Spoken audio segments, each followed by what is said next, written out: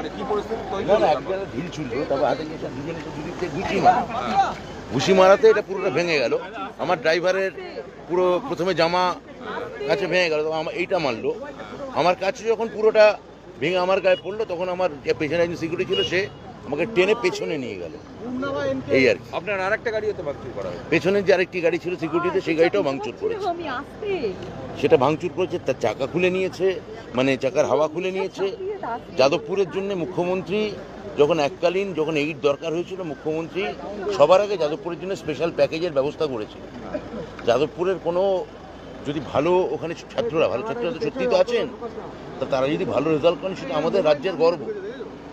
কিন্তু এরা কারা, কি উদ্দেশ্যে ওরা আজকে এটা ঘটালেন, এটা আমার বোধগম্যতার বাইরে। এটা শিয়ার নুইসেন্স, নৈরাজ্য সৃষ্টি করা ছাড়া এদের আর কোনো লক্ষ্য নেই। একটা ওই কুণাল ঘোষ যেটা বললেন, একটা হতাশ অতৃপ্ত আত্মা, সেই আত্মার দল, যাদের পাশের বাড়িতেও যাদের কাউকে চেনে না, তারা এই সাবসিডি পেয়ে এই ধরনের বিশ্ববিদ্যালয়ে এসে পড়ে সেই বিশ্ববিদ্যালয়ের পরিবেশ নষ্ট করে, একাডেমিক পরিবেশ এটা হতে দেয় না। আপনি পুলিশকে ডেকেছেন? মানে পুলিশ বারবার করে উপাচার্য আমায় বলেছিলেন পুলিশ ডাকতে সম্মত হয়নি।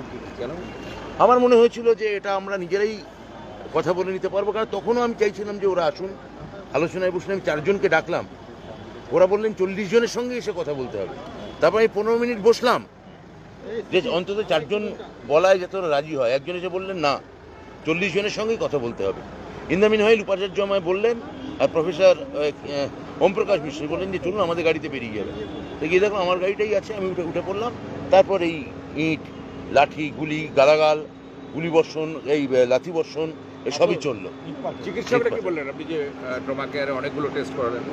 চিকিৎসকরা বললেন যে একটা প্রেশারে, আমি এত ডিটেল বলবো না। আমি বলছি আমি ঠিক আছি, আমি সুস্থ আছি, আমি ভালো আছি। আমার অনেক অধ্যাপিকা হতো, আমি তাদের নিয়ে অনেক বেশি নিজের থেকে তাদের থেকে ব্যাপার অনেক বেশি কনসার্ন।